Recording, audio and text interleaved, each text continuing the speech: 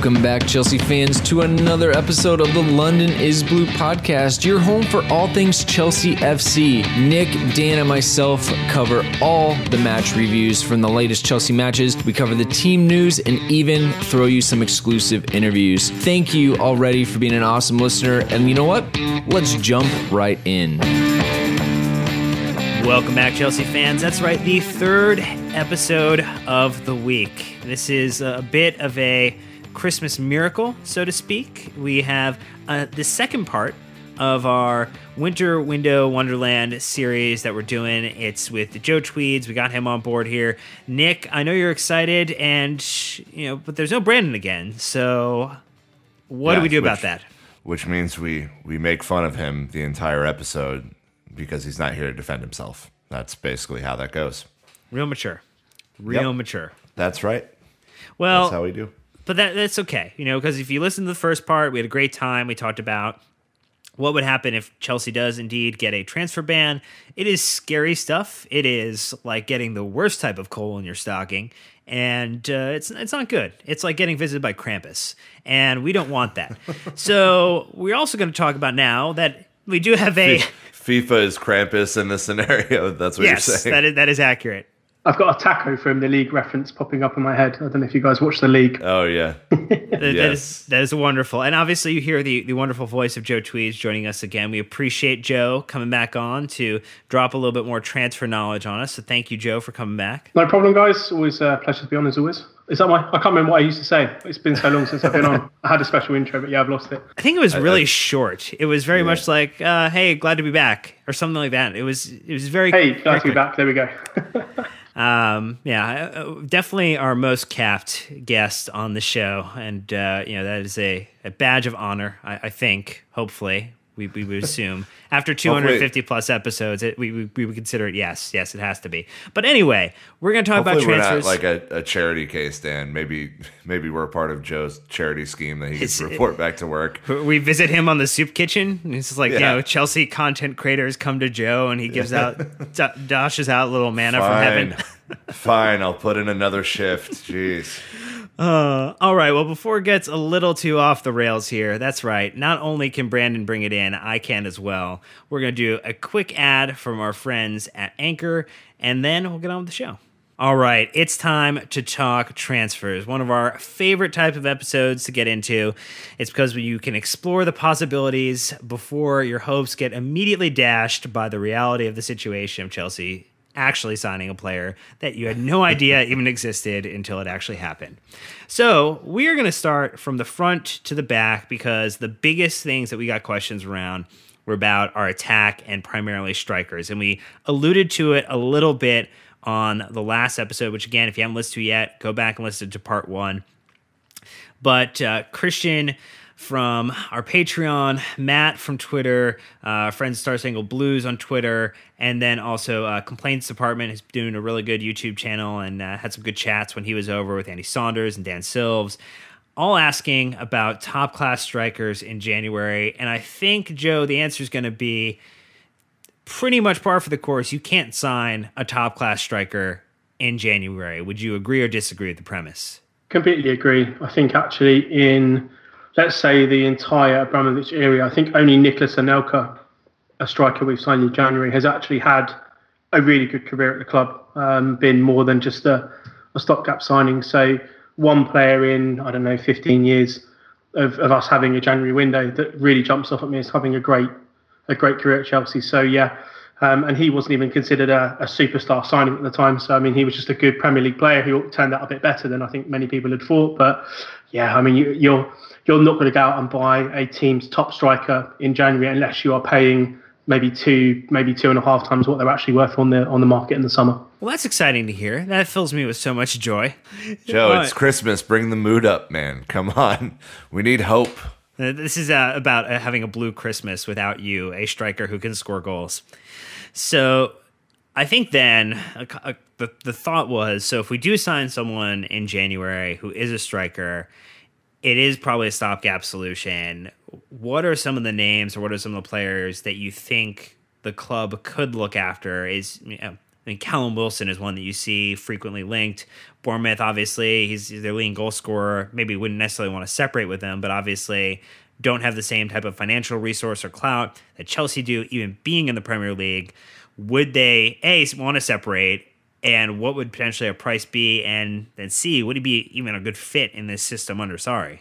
I think the first few points, I imagine if his name is being kind of leaked at this point, and it seems fairly sort of consensus amongst sort of the media that this is a guy that Chelsea have interest in, and I think there probably is mutual interest. I mean, if I was Wilson, I would obviously 100% like to move to Chelsea. And looking at our current striking options, I mean, if you had a shred of self-belief, you would have to kind of back yourself to kind of play fairly regularly. So, yeah, I mean, he fits the kind of profile of players that the club like. You know, again, he's homegrown, he's English, pretty good age, some pretty decent scoring record as well. Has some traits that we don't have. He's obviously incredibly quick. It's one of his best things. He's a pretty good finisher as well. I imagine probably between 30 and 40 million pounds, something like that, would probably get him. And he's someone who probably could lead the line for the club from, let's say, January until the end of the summer, or end of the season, I should say, and would probably be quite happy to then sort of maybe play second fiddle to someone in the summer if we don't obviously have a ban by that point. But if you're looking at him as let's say, a guy to be the guy for the next sort of 1 to 2 years, that's when I'd be slightly concerned in putting all my eggs into that basket, because he does have a bit of an injury problem. He's not the player that's going to play 50, 60 games a season for you, and then that obviously means you have to rely on other players. So that's my only concern, is that if he extends to beyond being I think he'd be a good number 2, number 3 striker, someone who could probably deputise as a number 1 maybe for the rest of the season. But if we go beyond that, then I think that's when my kind of my sort of or the appeal of him coming to Chelsea, I should say, that's when it slightly starts to wane for me. So, Nick, I think that's a good kind of call out from Joe there. Do you like the idea of Callum Wilson coming in and being the de facto number 2, because you get the homegrown British equivalent, you get the fact that he does know how to score goals, even though not maybe double digit quite frequently within his career, and doesn't then maybe put him in the same amount of workload, so the injury concerns might not be as high? Sure. I mean, I think maybe the lens that I'm looking at this episode through is, what is the club's ambition? Like, who do the club want to be at this stage under Abramovich? Do they want to seriously contend for the league and Champions League every year? Or is this something that there are going to be peaks and valleys, and that maybe this is a valley for us in terms of being able to sign top talent without a true director of football or a scout type person in that role. So if it's a valley, then he's certainly Callum Wilson has certainly shown himself to be useful this year. Potentially more useful than our current options at striker, but. As a signing, whoever Chelsea brings in, I expect signings up front to be able to do the job. And the job for, especially in a Sarri system, is to be able to put away 20 plus goals at minimum. So that's kind of how I look at it, Joe. And if you're not sure he's going to be able to, over the course of a season, put in 20 goals, maybe he's not the right option. No, I'd agree with that. I had a quick look at his career, and maybe it's this season. I mean, this is his best return. Let's have a look here. Apart from his debut season in the Premier League, where he did actually score 20 goals every single season. Bar then, maybe it's mostly been affected to injury. I mean, he's rarely played over 2,000 minutes.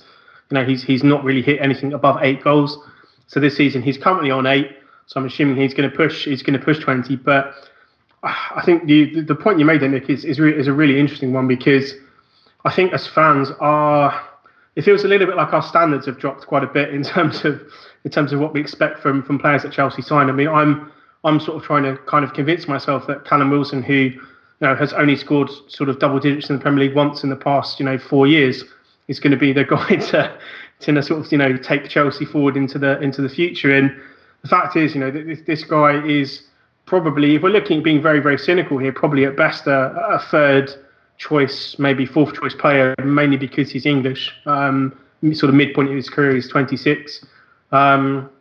But does he have the talent to take the team to the next level? Does he have the talent to score 20, 30 goals? It's, for me, I'm not entirely sold on it. And also, again, for that amount of money, we go back to this so many times when we've spoken about transfers in the past. You look at the £60 million payment for Morata, you look at the potential £40 million outlay on Callum Wilson. A season ago, that would have triggered Mauro Icardi's buyout clause, and you would have genuinely got a striker who would hit 20, 30 goals a season, every season, no questions asked. So we seem to always be doing this kind of half measures on players, and without getting into a lot of the debates we've had previously about a lack of director of football, a lack of structure and direction. But this is kind of where you come to. You come to a position where we're coming to January, that what could potentially be an incredibly crucial window for the future of Chelsea over the next two plus seasons. And you're looking at Callum Wilson as some sort of saviour who's going to come in and be a bit better than Morata, which, is that kind of, again, the benchmark for players is, looking at people who might be a little bit better than what we've got. I'm not hugely convinced on him. I think, again, obviously he'd be someone that I support. He does have some attributes that I do like. His movement's great. He's incredibly fast. He's a good finisher. Maybe in a better team where he gets more opportunities, he's a bit more efficient. Maybe he's a bit more effective. But a lot of these are me kind of projecting him in a better team rather than me seeing him every week and saying, okay, this is clearly like a player playing in a club that he's much better than and who could perform elsewhere. So with Wilson, it's looking likely that he's someone that we're interested in, but whether he's the guy, I'm really not sold on him at the moment. So I think the other name that we kind of bring up and constantly gets linked is Mario Icardi, but it looks like or sounds like from his wife/agent that there is a contract offer on the table, and that would essentially put him out of reach for Chelsea. Do you feel like that he's probably not an option anymore? He would have been an option maybe a season ago, but now new investors, new direction with the Inter, that they're probably not looking to get rid of one of their gem players, even though they are going to run into potentially some financial problems? Yeah, I think the thing with Icardi was that he'd had this €100 million release clause in his contract for about 5 seasons, and when it got put in, obviously that would have been like a world record fee at the time. But if you're looking at, let's say, the past 2 summers when transfers have kind of absolutely exploded, paying that sort of money, like about £90 million, which is a little bit more than Lukaku, you'd pay that all day for Icardi. So I think maybe the club have missed a beat with him there. I've seen people have some reservations about him, that he's not quick enough for the Premier League and certain other things, and not things that I've always personally agreed with. I've always felt that he would have been the exact kind of forward that Chelsea have needed. And what's always struck me about Icardi is that it's always big games that he scores in. It's the Juventuses, it's the AC Milans, it's the big games in Europe that he always does well in. It's not just scoring hat-tricks against teams that with names that nobody can pronounce.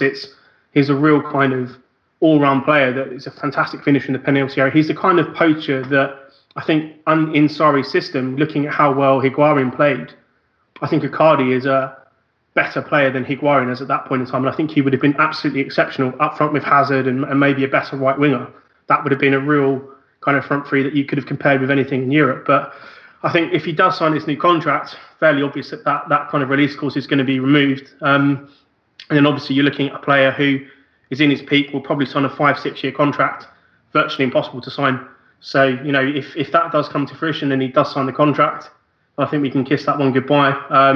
If he hasn't signed it, then yeah, I would still be pushing. I would be moving heaven and earth. I would offer Morata around the 100 million, to get him over here. To be completely honest with you, if the club are predicting that this ban is going to happen, I would be like, yeah, here's 100 million, and also here's Morata as well, just to completely sweeten the deal. But it's one of those where I think maybe we should have pulled the trigger on him. I think at the time people thought it was expensive, but then obviously in the modern situation or the modern climate, £100 million for a guy who's 25 to 30 goals a season, almost guaranteed, is kind of what you're asking. You wouldn't spend £100 million on Aguero or Harry Kane in their pomp. You're looking at probably double that for those sorts of players. You look at what sort of Mbappe went for and Neymar. Those are the sorts of figures that you'd be paying. So, yeah, I think it's a sad one because someone I've always really felt would, not that he was a great player, but I think he would have been an excellent fit at Chelsea, and that I think the fans would really have taken to him because he's a little bit spiky. He's got a little bit of that kind of Diego Costa side to him, but he's a big game player, big goal scorer. And I think he would have done really well here. So yeah, it's a sad one that I don't think that's going to happen. But also it comes down to, I think, Chelsea's reluctance sometimes to pull the trigger when something obvious is in front of them, just because they don't want to invest all of that money into one player. They seem to like to kind of, if they're spending 150 million, they don't want to spend it on two players. They'd rather get five in for 30 million each. So yeah, it's a shame, but it looks like if he's not available, then someone like Callum Wilson will be, unfortunately. So I know another name that we were asked about, Nick, is Richarlison, who's obviously had a bit of a resurgence here, or kind of a new lease on life after going to Everton. And a friend Aiden on Twitter asked us about it. You think that would be the profile of player that might work well under Sarri? I'm not convinced by that either, to be honest with you. I think, first of all, he's just signed for Everton, so I'm not even sure the logistics of picking up someone half a season after they've signed a big new deal. It would probably be, because I think Everton signed him for like 50 million, so the transfer fee would probably be outrageous. And then I'm not sure about the wage packet. Plus, he's really Everton's only goal scoring threat on a consistent basis. So I just don't think that's. I don't think that's a thing that Chelsea would do. But Joe, maybe I'm wrong. Maybe he would be. Maybe he would be a good fit. He's one of these that I think had we kind of bought him before the Everton deal, I think I could have got on board with it. He's a good age, good profile. He has a pretty decent skill set. But I think his success kind of playing down the middle has been. I think that's probably been a little bit surprising. And I suppose Chelsea also didn't kind of go for him because he's more of kind of a left winger. And obviously, he's not going to start ahead of Hazard. But I would say again, given our previous dealings with Everton, and this again comes back to how we negotiate with teams, and looking particularly at something like the John Stones negotiation, where we started off at like £10 and he ended up going for like £50 million to Man City. These sorts of things obviously come back to you, and I don't think that Everton would actually even entertain selling a guy who I think he's got 8 goals this season for them already.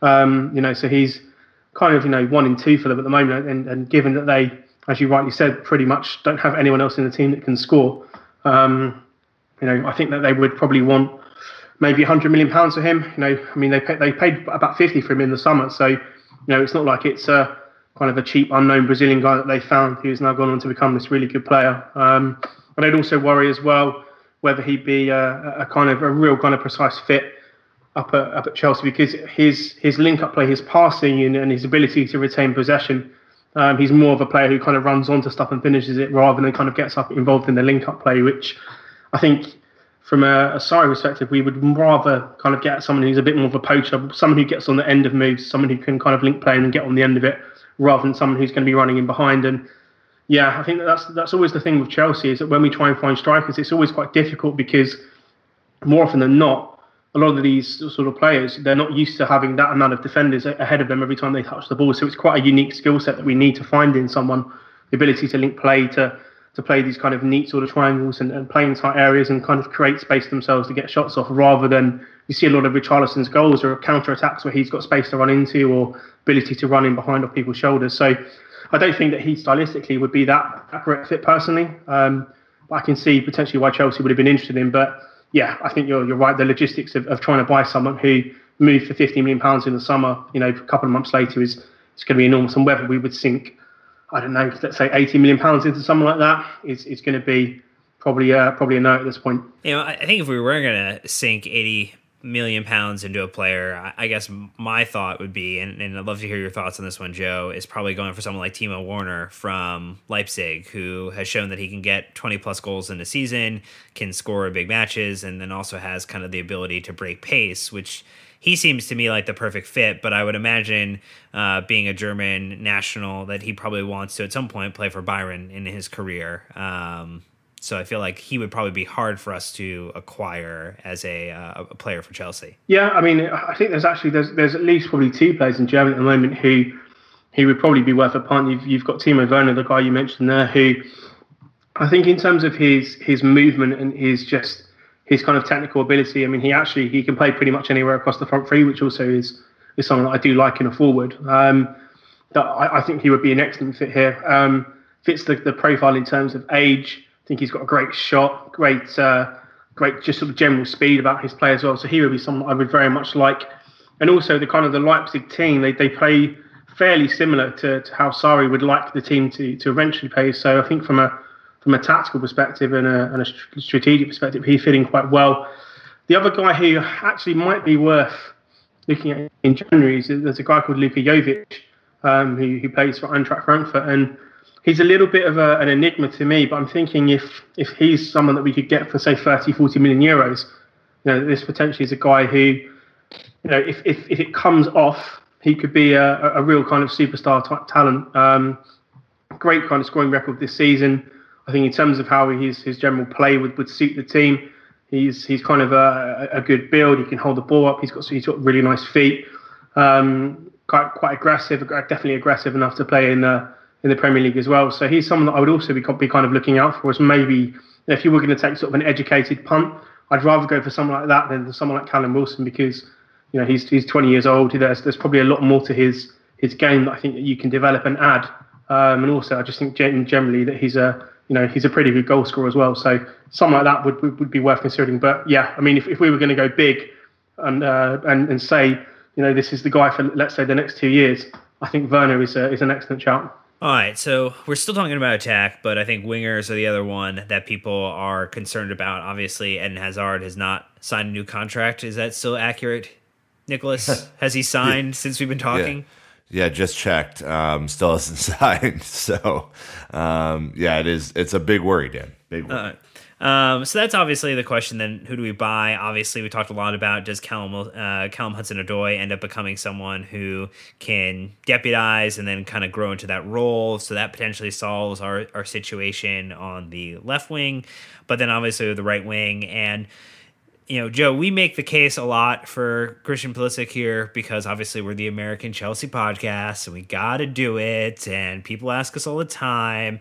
But, I think we've also held a pretty firm line that if he's the best available player, that Chelsea are scouting and recruiting for that. And if it fits the bill of what we need, then we should sign him. We shouldn't just sign him because he's an American and he's going to sell a lot of jerseys, because ultimately we're already getting a fee from Nike. We're not making more money when we sell more jerseys.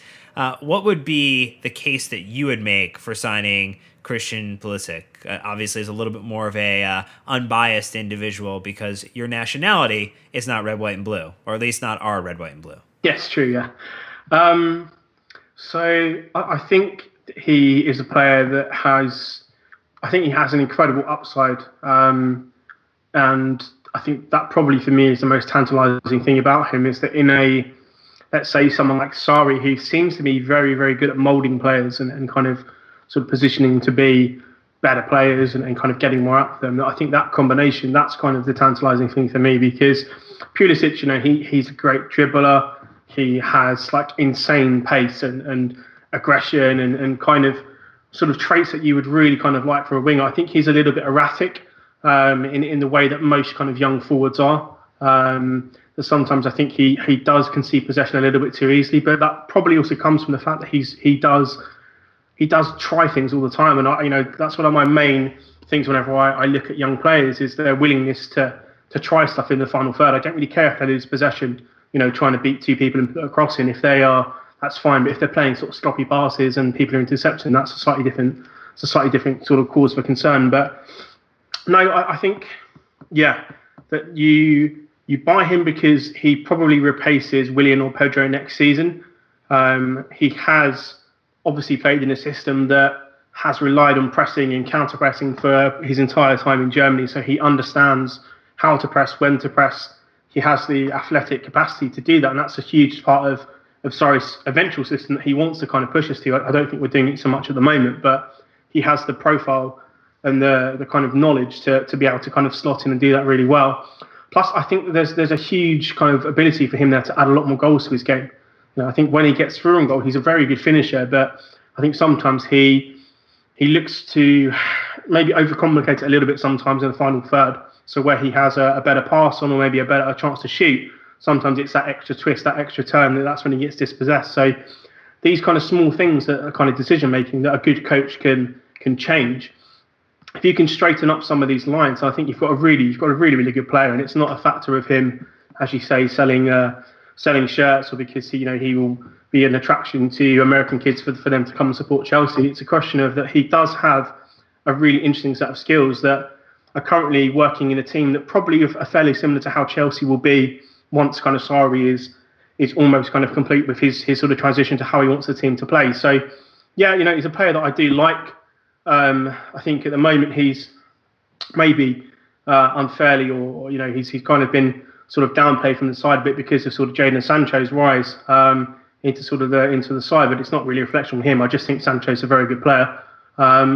But yeah, I think it'd definitely be an interesting signing. My only contention would be that I've seen fees of £70 million and £60 million, etc., being thrown around, and I don't think at the moment that he's worth that sort of money. I think he could be.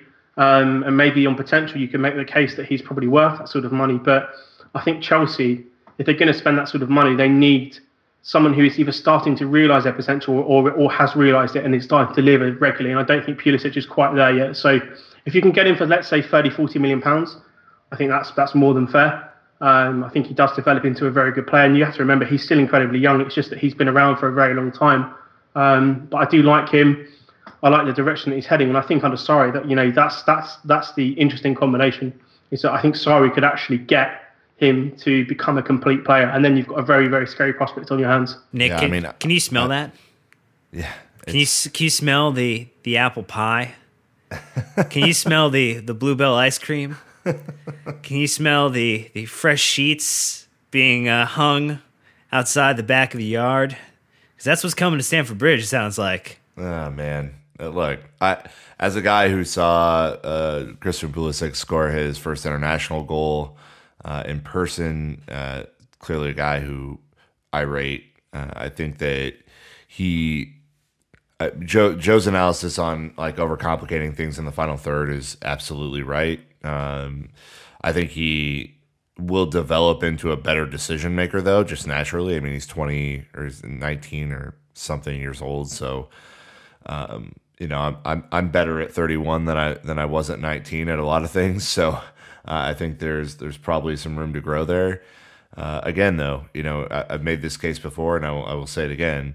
If he's the best prospect, or if he has the highest ceiling of any of the players that we're looking at, and the club wants to take a chance on him reaching or maximizing that potential, then that's fantastic. And I think if that's what the scouts at the club are saying, and the board of directors is agreeing upon, then they've made that choice. But I certainly, as an American, don't want him to be selected as a player for Chelsea because of the nationality that he has. And I think if that's the case, you're setting him up for failure, and I don't want that.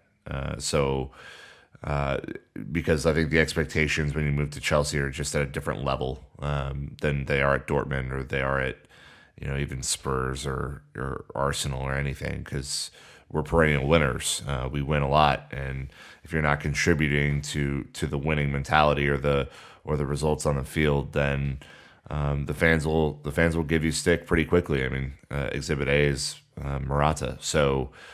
That's my scenario. That should Chelsea acquire him as a talent, that if they're doing it because they want to develop him into the scary prospect that Joe mentioned, then that's fantastic, and I'm all for that, and I will be a part of that process. But if they're buying it to have a more sold out summer tour, or to for any of the other reasons, then let's just move on to someone else who can do the job. All right, so I think we spent a fair amount of time talking about attack. We probably should make our way just a little further back on the field, on the pitch. We're going to talk about midfielders. We didn't get any specific questions, but I know, Joe, you are watching ridiculous amounts of video content. You are the most researched individual I know when it comes to football of all all elements of all shapes and sizes. Is there anyone that you kind of are looking at or seeing beyond maybe the rise of Ruben Loftus-Cheek? Are you feeling like we need to even consider bringing someone into that area from the market? Or do you feel like we kind of have solved some of that problem by signing Conte to a long term, seeing kind of Barkley improve a little bit, seeing Ruben Loftus-Cheek rise? Or do you feel like there's still some investment we need to make there? I think in midfield that there's probably two prospects. I think one of them probably is becoming a bit more prominent now, but I think a guy that I might have spoken to you guys about a little while ago, you have a midfielder at Lyon called Tanguy Ndombele, who has been sensational for Lyon this season in the Champions League, and maybe for the past 2 seasons, a guy that I've really liked in midfield. And I think potentially if you're looking at a sort of rotation of Loftus-Cheek and maybe some Kante comes into that equation as well with Barkley, Ndombele is... again, I think maybe he's now gone beyond the point where we can buy him. He's probably being looked at more by Manchester City and probably the Spanish clubs now. But we probably had a chance to look at him. He's someone that I would really like to bring in, because he's kind of sort of like, he's a bit like Kante in that he's very good sort of defensively, but his ability to go forward, he's kind of more of a complete kind of box-to-box player, a bit more like a sort of Michael Essien type. So to me, obviously, that's hugely appealing. And I think sometimes we do miss a little bit of physicality in midfield, particularly when we line up with the Kovacic, Kante, Jorginho trio. Do you think sometimes we do miss just a bit of power and a bit of physicality in there? But I think that side, the guy that we have been linked to is Nicolo Barella, a guy who I looked at a couple of times last season, just doing some sort of stuff on my scouting courses and stuff like that. And interesting guy to be linked to, because I think this is probably the kind of evolution of sort of that Marco Verratti role in the Italian squad, and that Barella is a lot more kind of a box-to-box player, but I think probably he is kind of your Jorginho, your kind of Kante sort of players. And I think from someone that could deputise both of those roles, maybe even potentially take one of them, I think that he's an incredibly interesting prospect, just because of the amount of stuff that he can do in terms of sort of different midfield positions, whether that is as a pure holder, as in this kind of creating role that Jorginho has, a true box-to-box player. He's a little bit nasty in the tackle as well. He's got that kind of Italian bite. I was quite interested that we were linked to him, because he's someone that I do like. I think he's an incredibly talented young player.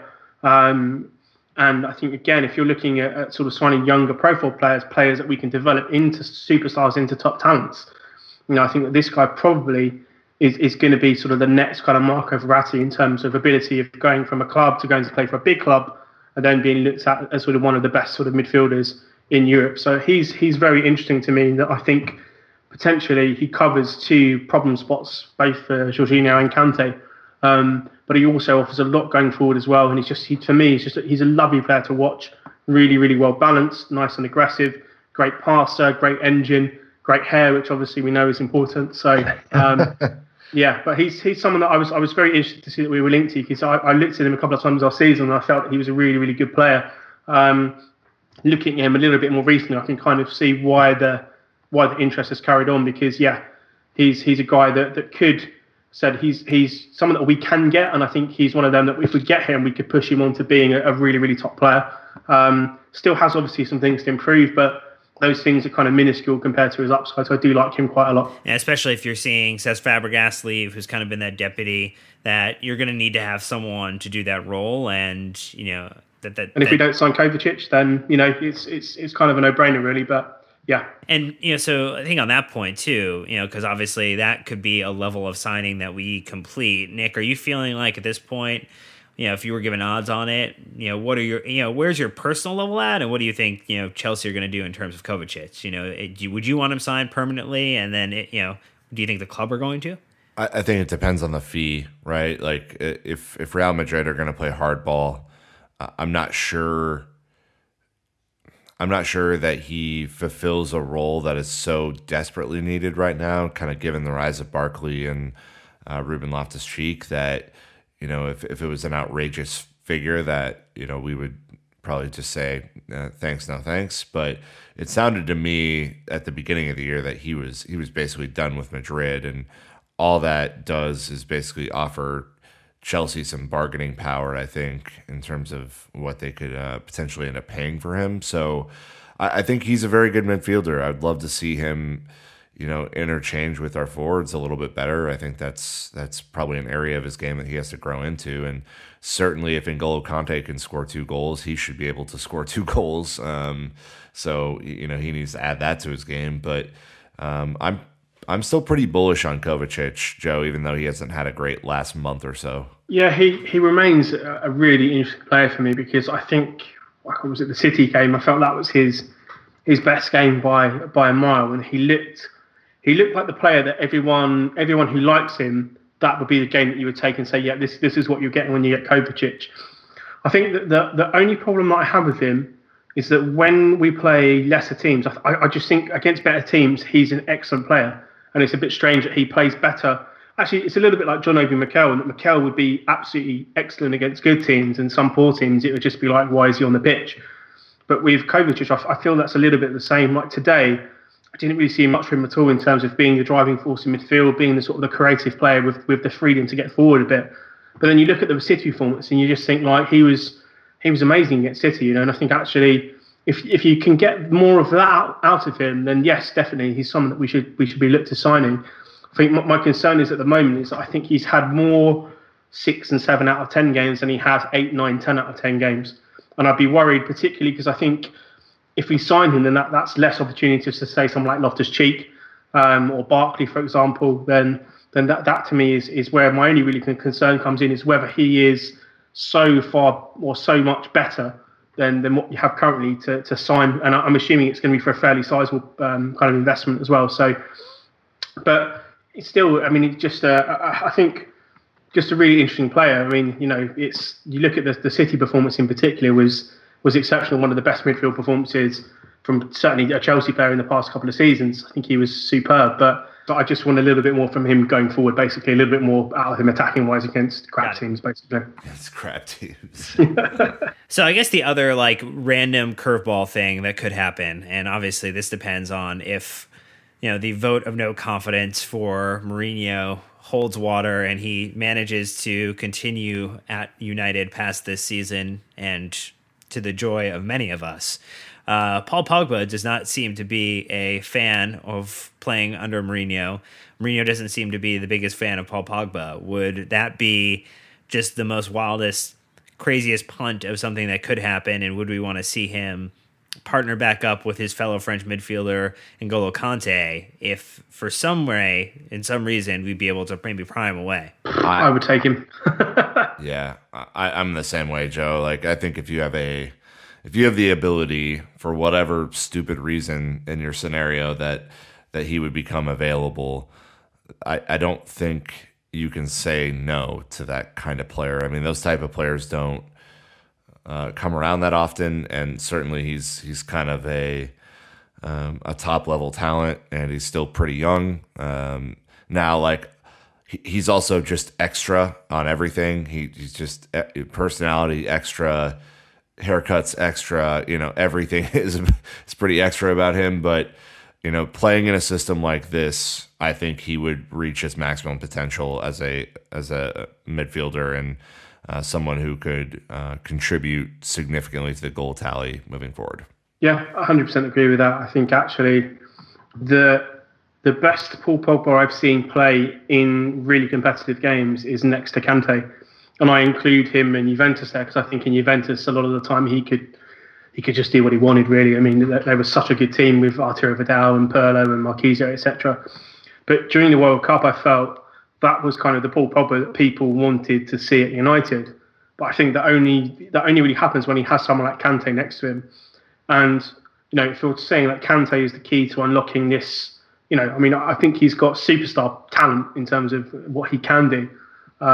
Plus also, you can imagine him playing under Sarri and not someone like Mourinho or another defensive-minded manager, someone who would kind of unlock that, maybe the sort of defensive kind of restrictions that he's had put on him under Mourinho would be absolutely incredible to see him with. If you kept Hazard, for example, let's just say, we'll take the fantasy to its natural conclusion, and then you've got a really good centre forward. And you're looking at Chelsea then arguably becoming the kind of team that we all hope that they would then become, sort of competing with the 2004 team, 2010 team, etc. in terms of talent. So yeah, I mean, if he's available, you 1,000,000% have to go and get him. And, you know, I mean, part of me, I can't see Mourinho seeing out.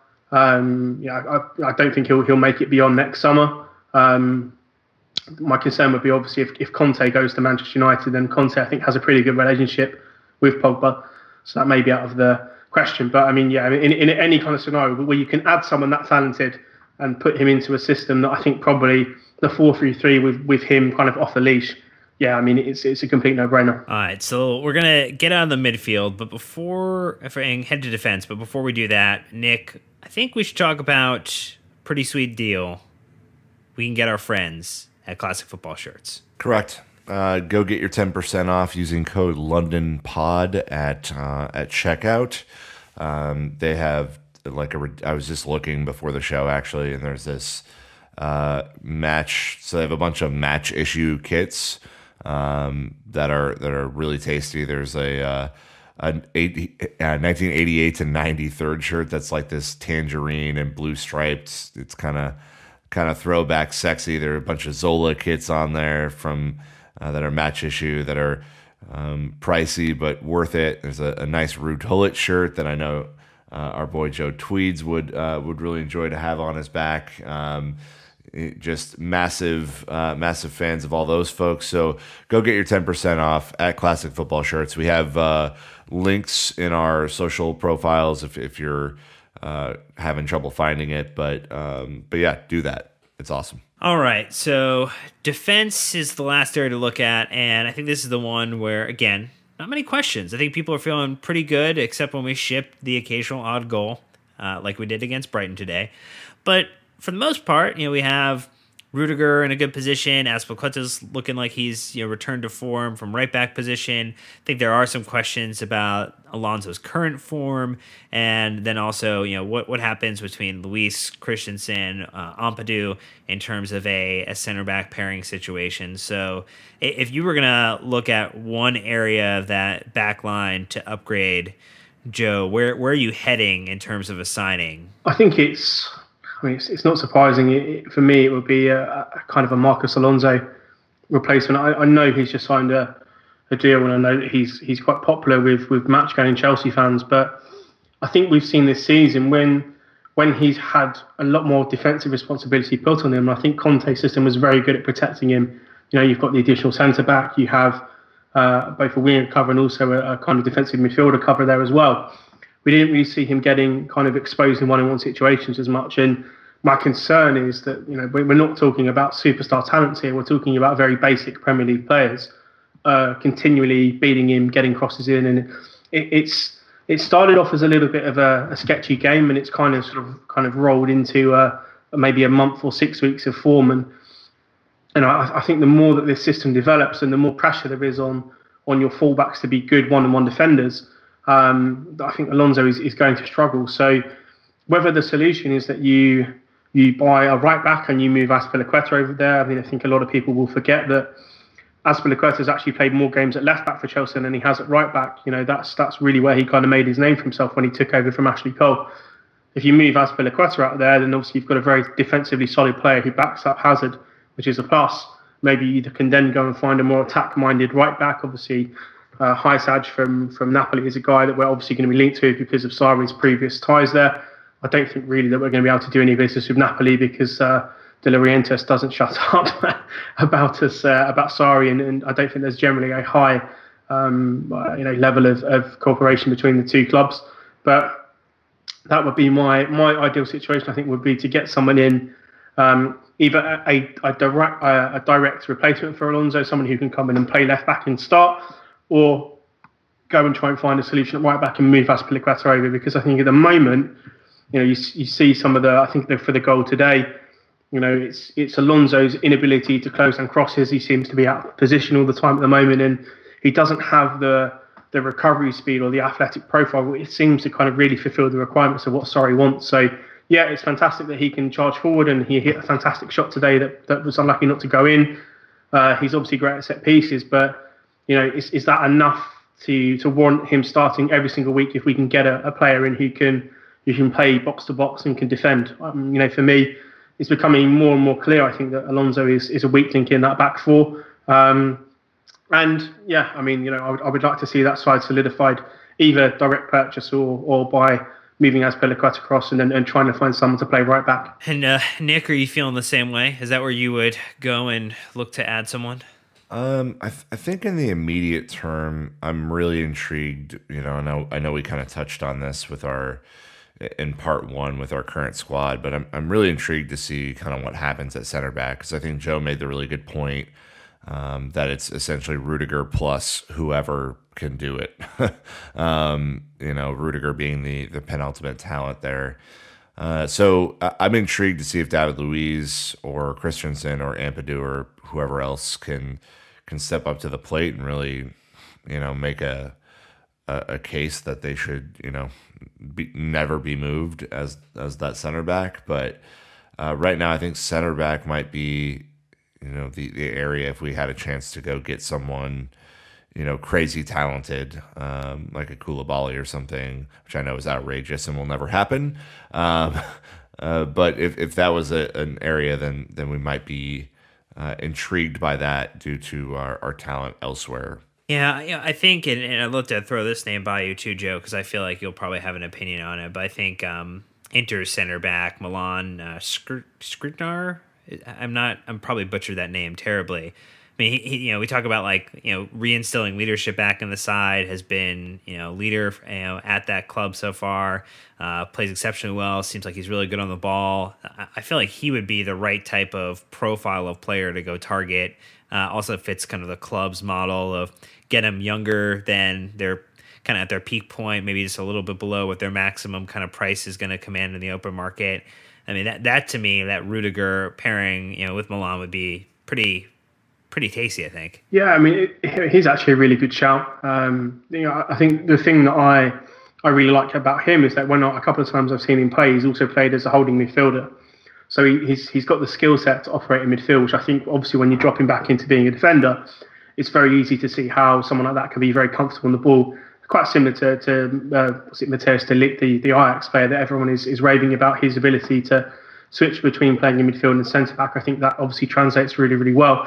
He reminds me, when I've seen him play, at least defensively, he's kind of a sort of that Vidic-y, Ivanovic-y type kind of player, that he is incredibly difficult to beat. He's very, very strong in the tackle, very, very aggressive.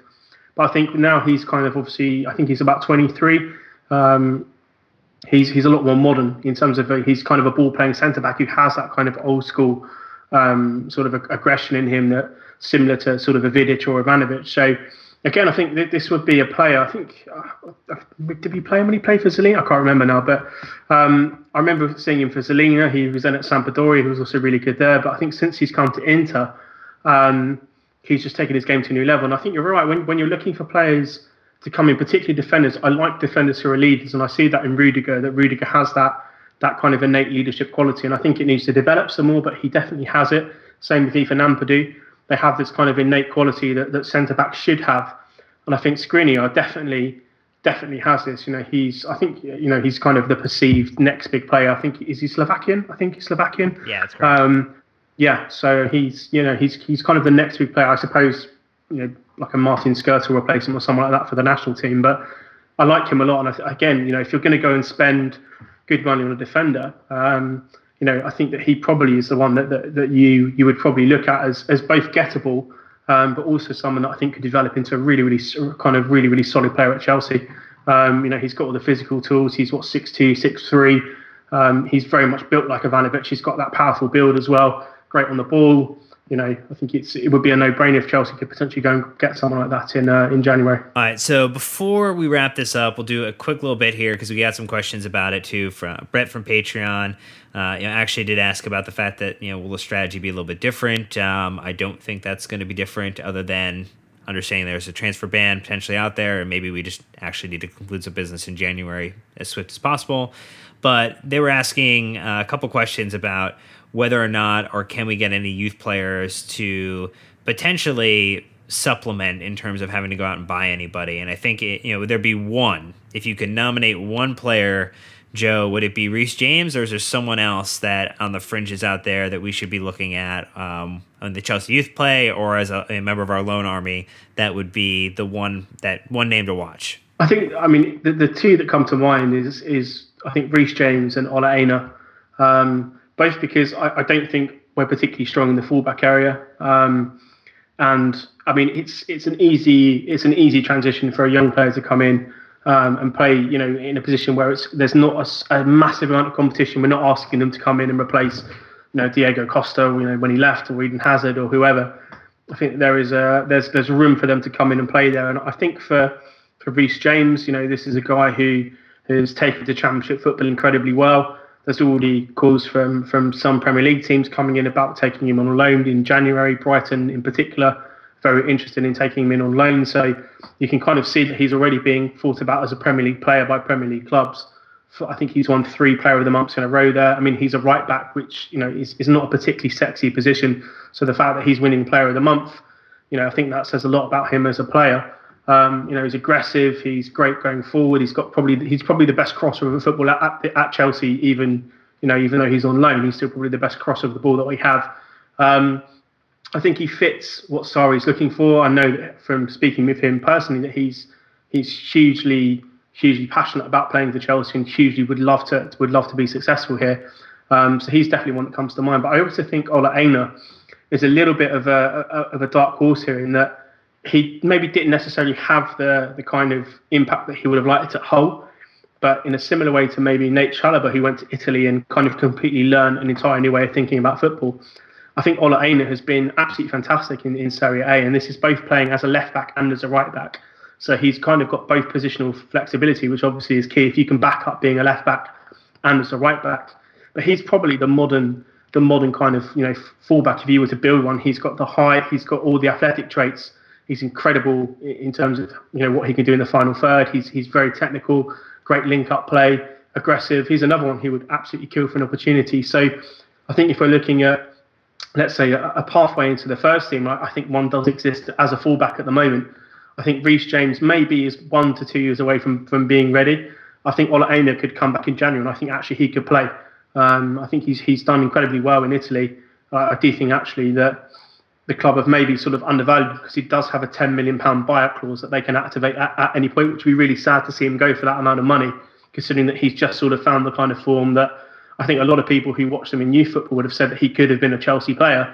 He's now kind of sort of hid his form, maybe sort of learn a little bit more about the game, learn more about his position, but he looks to be a real player. And I think, again, if he wasn't a Chelsea player and you were looking at Italy for potential fullbacks, you'd look at him and can say, yeah, let's go spend 30-35 million pound on him and bring him in and see what he can do. So both of those, I would say, yeah, I mean, you're looking at both positions of need, positions where we're not particularly strong, positions where both of these guys, I think, could add a lot of quality. So yeah, Reece James and Ola Aina. All right, those are Joe's too. If they don't pan out, go talk to Joe. At Joe Tweedy on Twitter, because no one on Twitter ever comes up with a unreasonable take on anything and demands immediate repercussions if you are incorrect. But no, this has been another kind of great opportunity to talk to you, Joe, and go through different transfer scenarios, different players we should be looking at. And yeah, I think it's time to close it out. Any final thoughts? I think that the one thing that I think will be interesting will obviously how this transfer ban pans out could be obviously incredibly horrific for the club, but also maybe a blessing in disguise if it pushes us to use some of our really top tier academy players. And I think a lot of people maybe underrate them and say they're not ready, etc. But you can see someone like Hudson-Odoi who's kind of adjusting to sort of men's football, and he's not really been given that many opportunities, but if he was given more, sort of what kind of level he could be at. And there's a lot more players who are kind of out on loan or sort of on the threshold that probably are similar in that they could come in and actually do a pretty good job for the team. So I think partly, yeah, I mean, obviously it'd be horrific if we can't go out and sign players, but you never know if we can push through 4, 5, 6 young players into the first team and have that as a foundation and then start adding players to it. Maybe that's a blessing in disguise. So not all doom and gloom from me. I think it could be the kind of shot in the arm that the club needs to actually use the academy properly. But yeah, I mean, it's going to be an interesting January transfer window. I think, again, if we go incredibly big, I think that will reflect pretty much what the club are expecting to happen with FIFA. If we're not going too big, then maybe the club are a little bit more ambitious. But I do think it's going to be a very telling January regardless. All right, so just like in poker, there will be a tell. Chelsea will have a tell that you need to look for. Nick, any final thoughts? No, I mean, I think the only thing I ever come back to is the philosophy of the club and kind of what's guiding everything forward. I mean, there are a lot of decisions that can be made, that are either short-term solutions or long-term solutions. And, it seemed on the outside for a long time that there are a lot of, short-term stopgaps that are in place to, stay competitive and try and win as many trophies as possible. But I think, as Joe alluded over the summer when we did that special, the long-term philosophy of the club is eventually what will pay major dividends. And you hope that, maybe, like Joe was mentioning with this transfer ban, maybe it forces Chelsea to look at transfers differently as well. And, that could be a really good thing for the long-term viability of the club. All right, well, there you've had it. Could be a blessing in disguise. Could be an opportunity to really come up with a long-term identity.